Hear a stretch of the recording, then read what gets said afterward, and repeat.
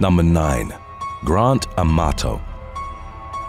Florida nurse Grant Amato murdered his parents and older brother on January the 24th of 2019 after being caught stealing money to fund his camgirl addiction. 29-year-old Amato had used over $200,000 of the family's savings to pay for one-on-one online encounters with Sylvia Venceslavova, as well as to send the model lingerie and other gifts. His parents, 59-year-old Chad and 61-year-old Margaret, subsequently issued him an ultimatum, refusing to help him financially any longer and demanding he find a job to repay the stolen money. In a note detailing the necessary conditions for Amato to remain in the family home, the man's parents outlined their expectations for him to complete a 60-day addiction program. Although he initially agreed to the terms and checked himself into rehab in late December of 2018, Amato checked out just a few days later, on January the 4th. The police were contacted on the 25th when friends of Amato's 31-year-old brother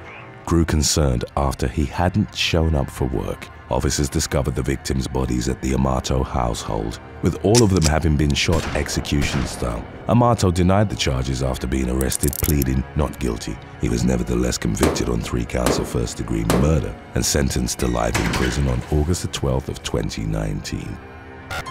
Number 8. Paul Kaniro. On November the 20th of 2018, Paul Kaniro brutally murdered 4 family members at their Freehold, New Jersey residence after they discovered he'd stolen $90,000 from his brother Keith. Kaniro allegedly stabbed and shot his 50-year-old sibling, as well as his wife, 45-year-old Jennifer, and their 2 children, Jesse and Sophia. The deranged man then set the house on fire in an attempt to hide the evidence of his horrific familicide. Officers arrived at the scene after a concerned neighbor called 911 to report the fire. In the months leading up to the deadly incident, Jennifer had told her mother, Vlasis Karidis, that Kaniro had taken money from a trust set up for her children. In the wake of the murders, Karidis filed a wrongful death lawsuit against the culprit, her son-in-law's brother. Initially, authorities charged Kaniro with aggravated arson, but by November of 2018, the prosecution had added 4 counts of first-degree murder as well as possession of a firearm and a knife for unlawful purposes. He pleaded not guilty to each charge levied against him. Number 7. Laura Martin. In December of 2017, 30-year-old Laura Martin was pregnant with her 6th child and engaged to be married to a man by the name of Ricky, who was also the father of 3 of her children. Then abruptly, Ricky broke off their engagement over the phone and skipped town with Laura's 19-year-old sister Caitlin. The latter had previously lived with the couple for some time before moving back in with her parents, during which time she'd sparked up a secret relationship with her sister's fiancé. Laura later described how her younger sister would often babysit for her, particularly after the announcement of her latest pregnancy. She subsequently became suspicious of Caitlin's close relationship to Ricky, but was reassured that she had nothing to worry about. Laura's suspicions were ultimately proven right shortly before Christmas, when she was 6 months pregnant. After Ricky disappeared, Laura turned to Facebook for answers, learning of his involvement with Caitlin by way of their new relationship status.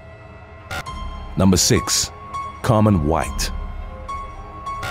Carmen White of Houston, Texas, faced a potential death sentence as a consequence for murdering her younger sister, 37-year-old Cynthia Cervantes, and forcing her son to help hide the body. On April the 1st of 2022, the 38-year-old woman set her sibling's body ablaze after shooting her multiple times. White had previously been arrested on February the 8th of that same year after making threats against her family, but she'd failed to show up for her scheduled court hearings. Investigators later found dashcam footage from White's car in which she was shown transporting Cervantes' body to where she and her son ultimately discarded it. Local police proceeded to file a warrant for the woman's arrest on suspicion of murder. During follow-up interviews with family and friends, detectives discovered that White's former boyfriend had refused her request for him to help move the body, leading her to recruit her underage child instead. White was eventually taken into custody on June the 27th after having evaded capture for over 2 months. Number 5. Andy Steele. Former Wisconsin police officer Andy Steele fatally shot his wife, Ashley, aged 39, and sister-in-law, Casey Tollef-Sol, aged 38, on August 22nd of 2014. A wounded Tollef-Sol managed to call 911 after having been shot, identifying the 39-year-old man as the perpetrator. When police arrived, a still conscious Tolofsol reaffirmed her accusation. Her sister was declared dead at the scene by emergency crews. After officers came upon her body in the master bedroom, Tolofsol was rushed to the hospital but died an hour later due to the severity of her gunshot wounds. Steele was found hiding in the laundry room with a loaded handgun but was subdued and taken into custody after a brief altercation with law enforcement. The culprit had recently been diagnosed with Lou Gehrig's disease, but it's unknown whether receiving news of his illness had served as a trigger for the violent outburst. Steele's wife had been raising donations for his treatment, having obtained over $23,000 at the time of her murder. The former police officer's attorney indicated that they'd be requested a mental health evaluation to determine whether or not Steele had been aware of the consequences of his actions. Number 4. Faitha Marzan. On September the 26th of 2022, 21-year-old Faitha Marzan stabbed her young sister Saima 4 times through the heart after discovering that she'd been exchanging private messages with her long-term boyfriend. The attack took place in the family's home in Orlando, Florida, where the sisters reportedly shared a bedroom. 2 weeks earlier, Marzan had purchased a dagger knife set from Amazon. Having grown tired of asking her 20-year-old sister to stop contacting her boyfriend, she had found several flirtatious exchanges the two had shared over Valorant, an online video game, but decided to take matters into her own hands after reading a message in which her boyfriend professed his love for her sister. Marzan waited until her family fell asleep before stabbing Saima repeatedly. She then dialed 911 and readily admitted to the murder. As of the latest developments, the case's court proceedings hadn't yet gotten underway. Number 3. Parker John Mays.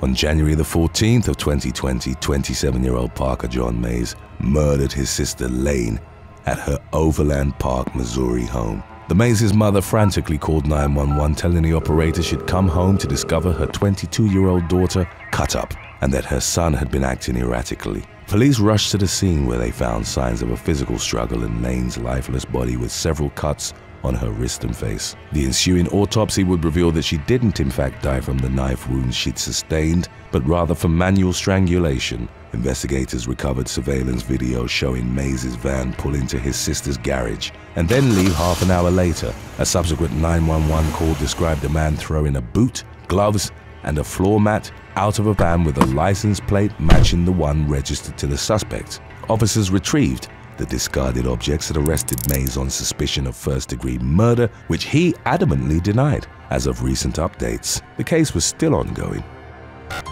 Number 2. Sabah Khan. Jealous of her sister's marriage to Hafiz Rehman, 27-year-old Sabah Khan fatally stabbed her sibling, Saima, 68 times at their shared residence in Bedfordshire, England. Leading up to the incident on May the 23rd of 2016, Sabah had spent several weeks plotting violence against her sister, allegedly researching how to hire a killer and steps to kill someone and not get caught on the internet. The woman had moved into 34-year-old Saima's home where she lived with her husband, Rehman, and their 2 children. Shortly after moving in, Sabah reportedly sparked up an affair with Rehman. She became frustrated after her lover attempted to end the romance and ultimately decided that the best course of action to preserve their relationship would be to eliminate her sister. In her attempts to find someone to carry out the murderous deed for her, Sabah even paid a black magic priest to commit a long-distance killing all the way in Pakistan. When that failed, she tricked her sister into coming home early from a funeral, at which point she stabbed her repeatedly for 8 sustained minutes, continuing even after Saima became unresponsive. Sabah then contacted their father and the authorities, giving them a fabricated story about how a robber had perpetrated the attack. Investigators grew suspicious while interviewing the woman and examining the crime scene. Sabah eventually relented and confessed to the sororicide, for which she was sentenced to life in prison on October the 25th of 2017. Number 1. Francesca Keel and Ralph Kepler. On December the 4th of 2016, California woman Francesca Keel, aided by her 30-year-old boyfriend Ralph Kepler, murdered her mother Teresa in her Long Beach apartment complex. The couple had meticulously planned the 56-year-old school principal's death following several incidents that had soured 23-year-old Keel's relationship with her family. Her parents and brothers disapproved of her older boyfriend, and Kepler had gotten into multiple heated arguments with Keel's brother over an app in which they'd both invested. After the victim's sons told police that they were suspicious of their sister and Kepler, investigators discovered that Keel had placed a tracking device on her mother's car and set up email alerts to track her whereabouts. On the day of the attack, Kepler waited for the victim to walk into her apartment complex, where he struck her on the head with a metal barbell. Teresa was rushed to the hospital after a witness called 911. She reportedly lost several teeth and suffered a shattered skull and brain damage. She would remain in a vegetative state for 2 years before her eventual death on November the 10th of 2018. The couple were initially charged with attempted murder, but the indictment was upgraded upon the victim's passing. Keel accepted a plea deal and was sentenced to 13 years in prison for first-degree manslaughter, while Kepler was found guilty of first-degree murder and was sentenced to between 22 years and life behind bars. Thanks for watching. Would you rather be forced to steal your parents' life savings, or be forced to take your pet to a shelter and to leave it there? Let us know in the comments section below.